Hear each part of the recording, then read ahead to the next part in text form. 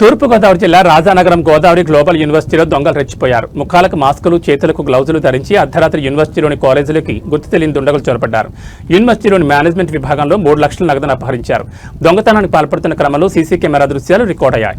సమాచారం అందుకున్న పోలీసులు కేసు నమోదు చేసుకుని సీసీ ఫుటేజ్ ఆధారంగా నిందితుల ఆచూకీ కోసం దర్యాప్తు చేపట్టారు.